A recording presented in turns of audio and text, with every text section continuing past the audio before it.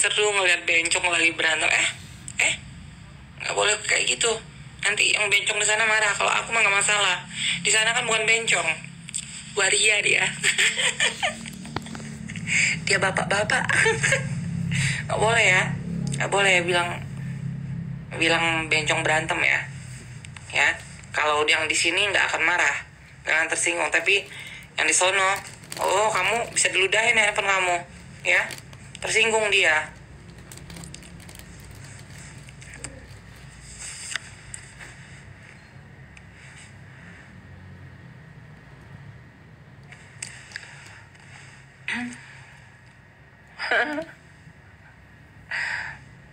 Kok lu cantik amat kaget, jangan muji.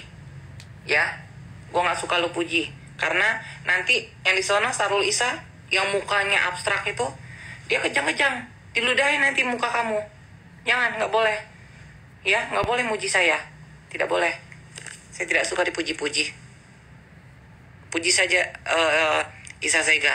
Isa Sega itu paling suka dipuji-puji karena dia haus pujian. Kalau saya tidak boleh dipuji.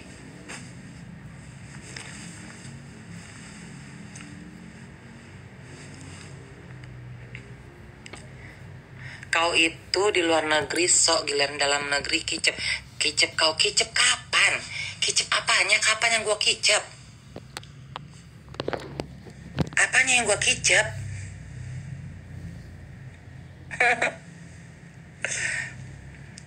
Kalau di luar negeri sok, iyalah. Sok lah udah tinggal di luar negeri. Gila loh, impian banyak orang bisa tinggal di luar negeri. Kalau tiba-tiba gue jadi shock gitu kan, gue jadi shock gitu karena gue tinggal di luar negeri, iya apa-apa say. Impian banyak orang bisa tinggal di luar negeri, dan gue mewujudkan mimpi gue, mimpi banyak orang juga.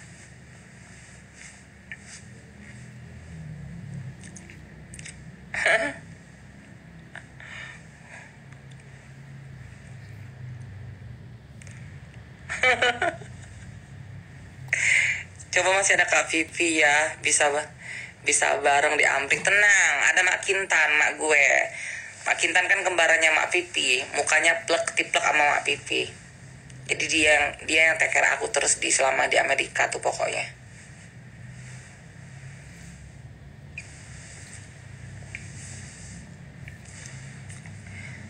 Iya benar, harus sombong dong.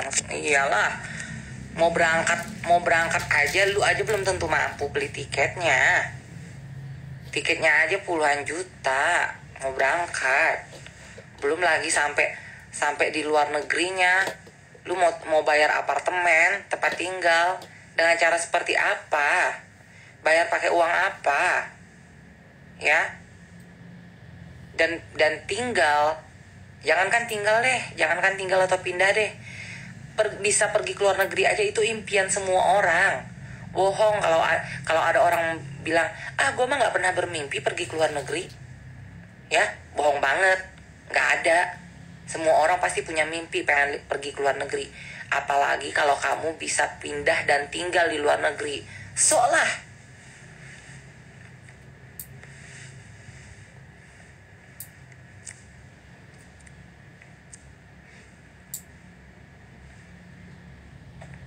Ada Kak Yuka, mana Yuka?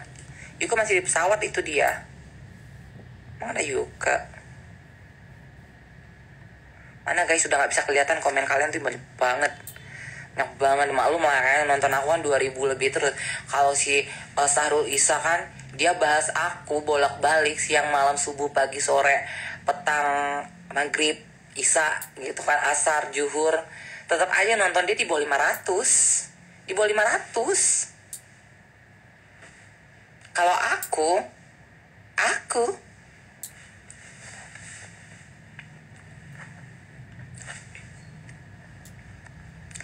Kak Gep, kalau di depor gimana? Aku tidak pernah ada manusia yang akan dideportasi dari sebuah negara kalau dia tidak melakukan kesalahan yang fatal, ya.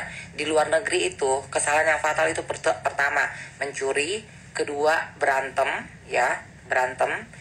ketiga menipu, keempat apa lagi ya, kemarinnya aku bilang sama Andri ya.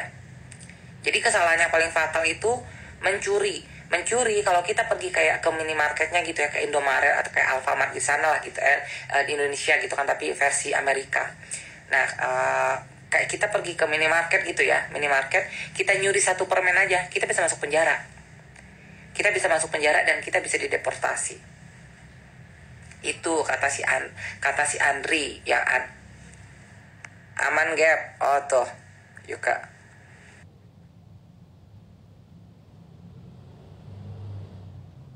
Mencuri nggak dideportasi kak, nggak di penjara doang ya. Nih kita tanya sama orang yang Amerika, citizen Amerika. Harem sinyalnya di dalam pesawat soalnya. Mana kau Yuka? Harem sinyal Yuka harem.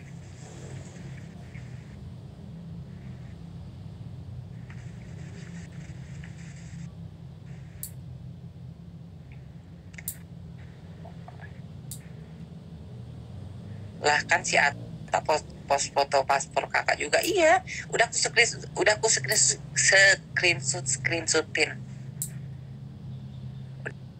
Udah aku screenshot.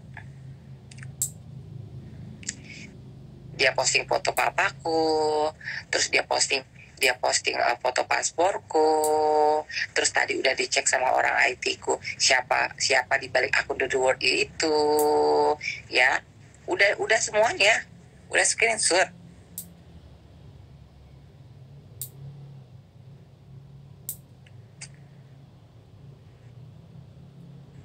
Itu ada Yuka.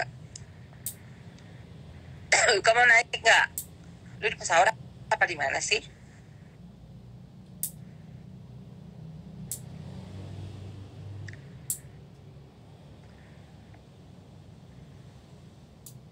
Si Sarul bawa nama bapak kakak mulu tuh, kak biar aja. Kan dia kan nggak pernah mendapatkan kasih sayang dari orang tuanya. Dia kan nggak diakuin sama keluarganya, sama orang tuanya. Dia itu dari kecil itu hidup susah guys di Nias, benar-benar hidup susah. Jadi dari kecil tuh benar-benar orang miskin, nggak bisa naik, masih iya sinyalnya. Jadi benar-benar dia itu, bukannya aku ngatain orang miskin ya, tapi si Sahrul itu yang sok kaya, memang dia dari kecil itu dilahirkan dari orang tua yang miskin di Nias. Akhirnya bapaknya jadi dukun, bertahan hidup lah, bisa makan itu dari dukun, dari bapaknya, hasil bapaknya jadi dukun itu. Dan dia waktu kecil tuh sering digebukin sama bapaknya. Kalian tahu sendiri kan, orang Medan kan keras-keras gitu kan. Kalau udah gitu orang Batak itu menentang banget kalau ada anaknya yang jadi bencong gitu. Makanya akhirnya si Sahrul ini kabur dari rumah. Jadi dia luntang-lantung tuh dia pernah kabur ke Bengkulu, pernah kabur ke Palembang juga, pernah kabur tinggal di Surabaya tuh, karena dia terinspirasi sama Bunda Dorce dulu. Jadi pernah kabur karena dia pengen jadi artis kan, karena dia ngeliat kan Bunda Dorce kan berawal kan dari di Surabaya kan, berawal karirnya kabur ke Surabaya tuh, dia jadi drag queen. Dulu ada klub gay di sana, dia jadi drag queen di sana. Terus pernah kabur kemana lagi gitu ya, pokoknya kabur hidupnya dulu. Makanya kayak sekarang dia punya sesuatu itu OKB. Beda kalau sama aku dari aku sebelum lahir pun, papaku itu udah pengusaha, udah punya kebun cengkeh, punya kebun lada, punya empang, punya bagan. Jadi dari sebelum aku lahir sampai aku besar, aku tidak pernah ngerasain namanya hidup susah.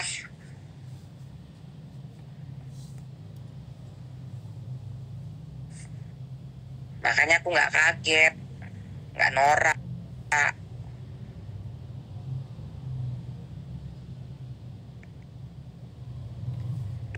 Dulu aku dari waktu kecil itu, kalau misalkan aku zaman dulu sepatu dogmat ya, sepatu dogmat itu kan mahal banget kan. Pengen sepatu dogmat, kata papaku, ke pulau dulu, bantuin apa, metik cengkeh, habis itu baru dibeliin sepatu dogmat. Pergi ke pulau, metik cengkeh, habis itu duitnya jual, kata papaku, jual uangnya buat kamu beli sepatu dogmat. Beli sepatu dogmat. Terus saya bilang sama mama aku lagi, mah pengen sepatu ada lampu-lampunya, ke pulau dulu, ngambil lada sendiri, dijemur, terus jual, uangnya buat kau beli sepatu dogmat, sepatu lampu.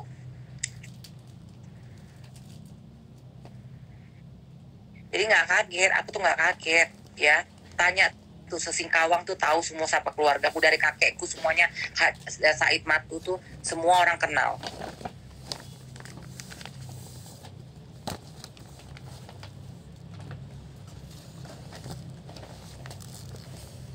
Jadi kalau misalkan dia bilang kan dia bilang sama si boneka santet kan, katanya dia itu gembel sejak dini ya. Gembel sejak dini. Sorry to say, gua nggak perlu sejak dini. Dari gua dalam perut gua nggak pernah jadi gembel. Orang tua gua udah jadi pengusaha. Kalau lu, iya. Kalau lu dari lu kecil, ya, dari lu belum lahir, orang tua lu udah miskin. Mohon maaf nih ya, bukan aku ngatain orang miskin. Aku tuh paling respect sama orang yang hidupnya berkekurangan, yang kurang mampu. Boleh tanya tuh sekelurahan Singkawang tuh, ya, berapa bulan sekali aku suruh mamaku, aku kirim beras berapa karung, suruh bagi-bagiin sama janda-janda di sana. Bukan aku mau ria, bukan mau sombong. Bagiin sembako, ya, tiap kurban, musim kurban, ya, hewan apa yang aku kurbankan, tiap mau lebaran, ya, berapa juta aku siapkan uang, beras, sembako, semuanya untuk dibagi-bagiin sama orang. Tanya tuh.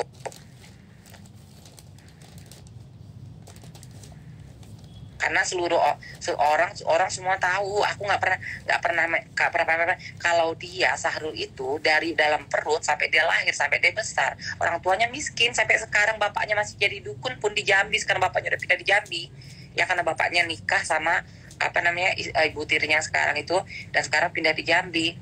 Masih kayak gitu-gitu aja di bapaknya.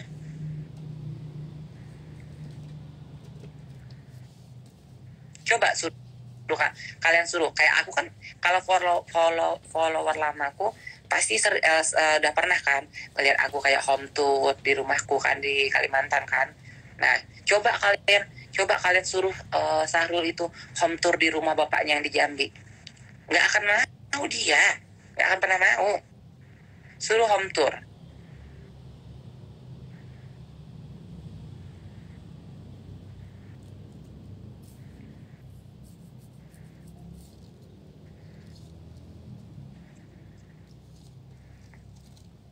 Makanya kalian bisa melihat kan mana orang norak, mana orang tidak. Banyak orang kaya itu ya, yang benar-benar kaya dari lahir, atau orang minimal tidak kaya lah ya.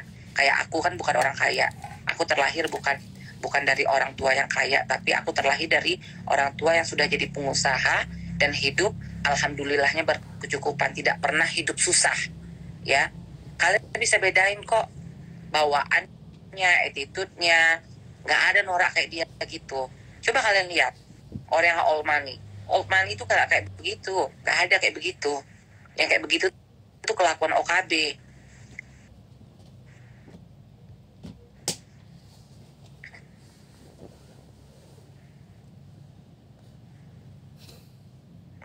Si kucing, kita bahas si kucing ya. Jadi si Atta Anastasia itu dia itu orang tuanya sampai saat ini masih numpang sama tantenya, sering disindir. Padahal si Atta itu pernah bilang katanya orang tuanya itu sering disindir-sindir sama tantenya itu, karena dia nggak punya rumah, sampai saat ini tuh nggak punya rumah. Dan dijanjiin sama Sahrul, ya udah jangan sedih ya, Atta jangan sedih ya, nanti mami beliin rumah ya. Terus pernah gue bilang, ya lu beliinlah rumah-rumah KPR aja, karena di Bitung itu kan pasti kan masih murah dong. Bitung kan masih murah, bukan Manado nya. Kalau di Manado mah udah mahal. Bitung mah perkampungan sana lagi jauh, bukan menghina orang Bitung ya, tapi memang kalau sama Manado tuh ya jauh, dia masih udah masuk perkampungan gitu kan. Rumah di sana pasti masih murah-murah dong, kayak 150 juta dia udah dapat rumah sederhana kalau emang dia mau beliin. Tapi sampai sekarang nggak ada tuh orang tua tak punya rumah, nggak ada. Anaknya menter-menter liburan ke luar negeri, posting hedon seolah-olah anak orang kaya, anak pejabat gitu kan.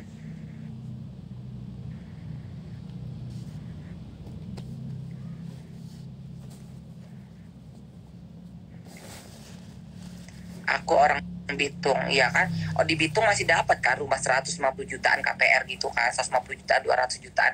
Nggak mungkin nggak ada rumah KPR.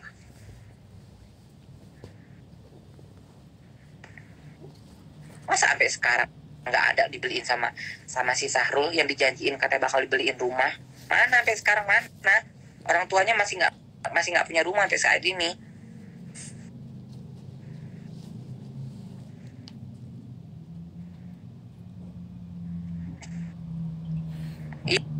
Iya, yang subsidi itu maksudku KPR. KPR 150 juta ada, nah kan ada. Kecuali udah di tempatku, karena di Kalimantan itu udah mau jadi ibu kota, udah nggak ada KPR, itu udah di atas 300-an semuanya. Kok panik kayak panik kenapa? Apa yang harus gue panikkan? apa yang harus gue panikkan? Hah?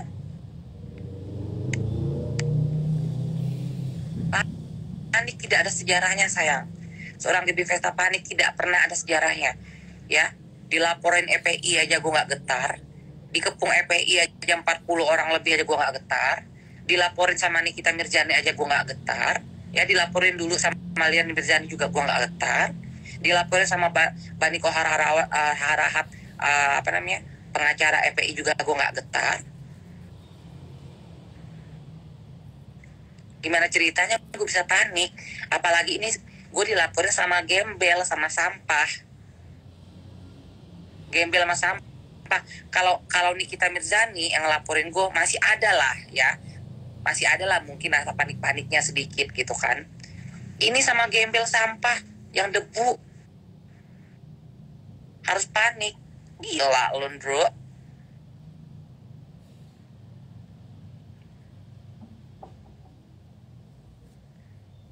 EPI aja ngelaporin aku aja, jungkir balik EPI ngelaporin aku aja, ngehadang aku waktu pergi mau syuting di Antv, aku dihadang.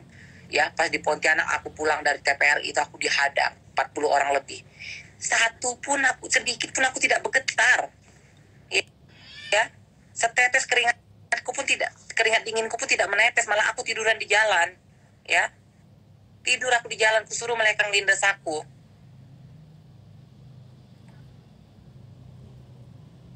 Gaby Vesta kok dibilang panik? Tidak ada sayang, tidak ada ya. Tidak ada sejarah dalam hidup Gaby Vesta itu ciut sama orang. Bugis Dayak ini, senggol dong.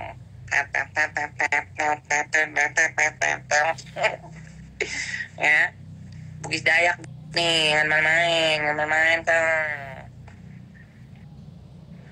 Ini nggak ada takut-takutnya gue. Hah?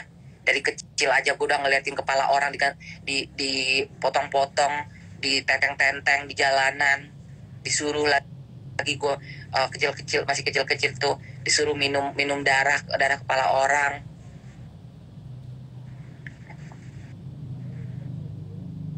Ya kan, yang kalau yang tahu kerusuhan Kalimantan itu gue SD kelas 6.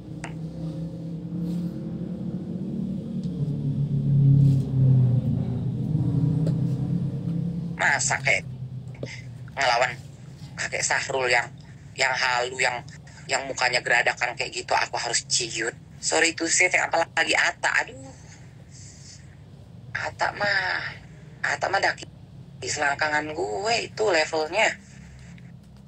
Ata mah levelnya daki selangkangan gue.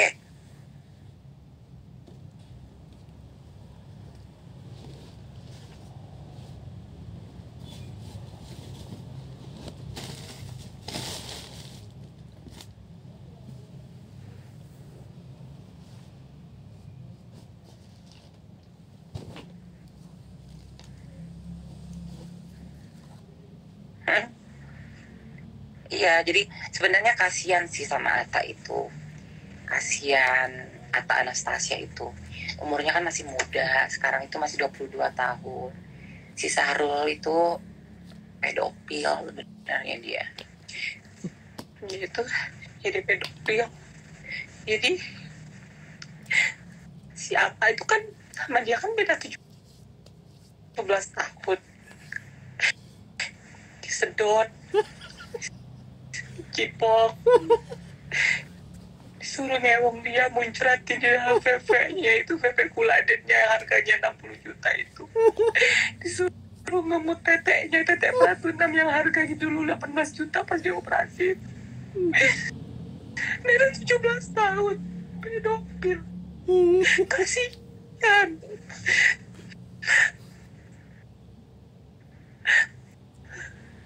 Kasihan sebenarnya gue. Taubatlah, Atta. Taubatlah. Kau kan punya Tuhan. Berdoalah. Minta perlindungan sama Tuhan. Minta perlindungan sama Tuhan Yesus. Agar kau dijauhkan dari iblis yang terkutuk itu. Biar ilmunya luntur. Pulanglah, nak. Pulanglah. Emakmu kasihan. Belum punya rumah. Pulanglah, tak. Kasihan bapakmu itu makan gak ada lauk, cuma nasi aja. Pulanglah, nak. Pulanglah. Bapakmu udah tahu kok kau jadi kucing. Ya. Pulanglah, nak.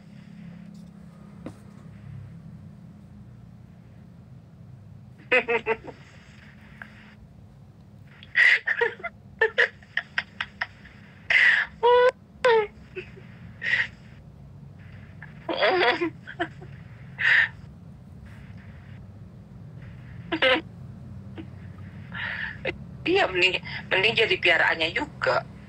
Mending Yuke kan suka yang model-model Cina kan.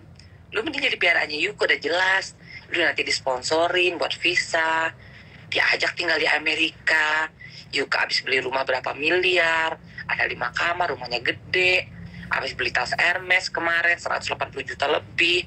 Kemana-mana naik bisnis kelas tapi nggak menter. Ada mobilnya di Amerika. Gajinya aja lumayan gede, berapa ratus juta per bulan. Belum lagi penghasilan dia ngelonte, berapa banyak itu per bulannya.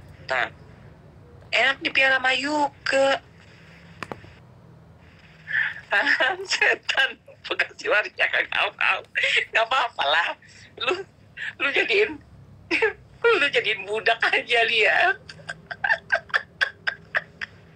Kita jadi bencong aja dia, gak apa-apa. Kau pancing dulu kan, sinilah kau biayain, ku buatin visa, buat visa dulu ke Amerika. Sampai di Amerika, lu tempong dia kan juga, lu tempong dia sampai dia keendulan, dia ngerasain endulnya ditempong, endulnya diewong. Setelah itu, ya udah, lu suntik hormon ya. Nah, udah deh, terus suntik hormon, modalin OPTT, jual deh dia, kan? Cucok itu dia. Cucok itu, suntik hormon dikit aja jadi itu. Si Atta Anastasia itu.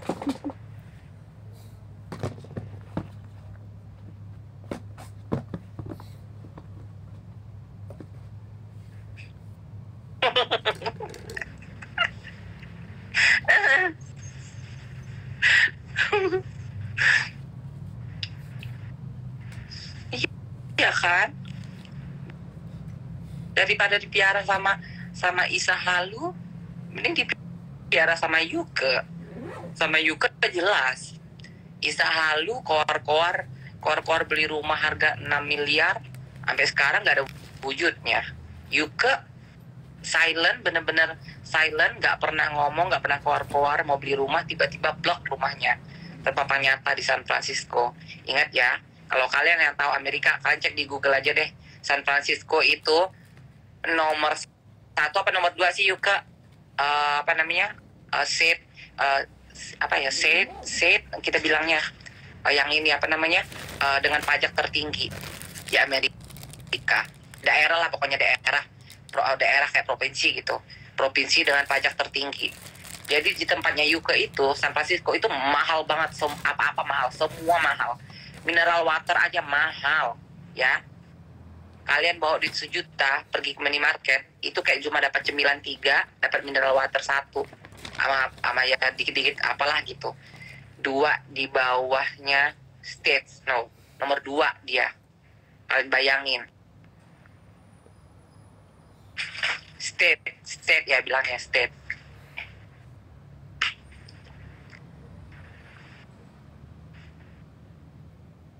Iya, Yuka nggak pernah ngomong-ngomong, nggak pernah ngoceh, nggak pernah ngomong, blok gitu kan. Beli rumah 5 kamar di San Francisco, bisa nggak lo? Ya, nggak pernah menter-menter, nggak perlu disebutin lah. Yang pasti miliaran dan yang pasti si Sahrul nggak akan mampu dengan harganya itu, harga rumah di Amerika. Terus diam tiba-tiba kucuk pulang ke Indonesia, ya. Pulang Indonesia, gue pikir dia cuma mau extension rambut. Gue pikir, di Banci ini mau extension rambut ke Indonesia. Tiba-tiba kucuk live di Hermes dia. Beli tas Hermes, 180 juta. Pergi ke Indonesia hanya cuma ngambil pesanan dia doang, tas Hermes doang. Terus lah, Ata kesini, aku bakal gebukin kucing. Aku bakal gebukin kucing.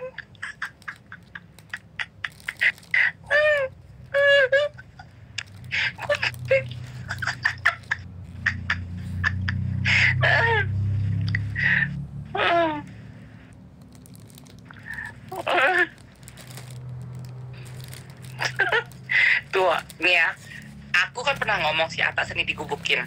Alin juga ngomong, Talia juga ngomong. Bukan kita bertiga aja guys, ya. Ceyani, Cevita itu nyaksiin depan mata kepala kita, demi Allah demi Rasulullah itu benar-benar Atta sering digebukin. Yuka pun sering ngeliat Atta digebukin. Yuka saksi tuh. Disemakan lagi nanti si Wadista cemburu sama aku. Biarlah, nggak apa-apa. Dia kan sekarang emang iri banget sama lu bisa beli tas Hermes di counternya langsung cash, yang di fitnahnya lu cuma numpang foto, dan sekarang lu lebih cantik daripada dia ngata-ngatain tetek lu, sementara teteknya dia pun made in Pratunam gitu kan. Tetek dia made in Pratunam juga, malah dia Pratunam yang zaman dulu itu implannya bukan kayak lu itu zaman sekarang di Pratunam implannya udah mentor, ya. Kalau implan dia sama kayak implan gue zaman dulu, itu euro yang murah, ya. Dan lu sekarang cantik, jadi cantik. Sementara dia, muka dia makin kayak bapak-bapak. Yuka nggak hormon loh guys. Yuka nggak hormon, baru kemarin dibilang, apa gua hormon ya? Biar tetek gua apa? Makin nyatu, dibilang. Yuka nggak hormon aja udah begitu.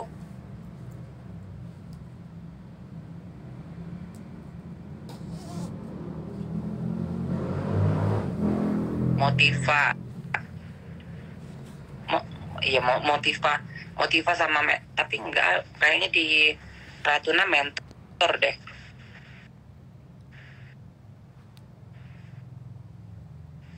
Yuka lagi di pesawat sayang, lagi duduk di bisnis kelas, jadi nggak bisa naik live dia, sinyalnya harem.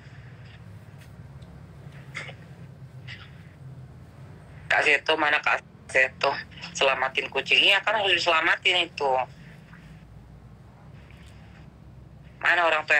Dibilang katanya aku ngasih makan uang haram ke kedua orang tuaku. Hey, abang-abang gue semuanya itu, adik-adik gue semuanya kerja. Cuma untuk makan doang mah, emak bapak gue mah nggak perlu ngerengek sama anaknya. Kalau hanya untuk makan, ya. Gue juga ngasih uang Shopee gue aja, ya, uang Shopee gue aja bisa gue kasih ke orang tua gue itu tiap bulan.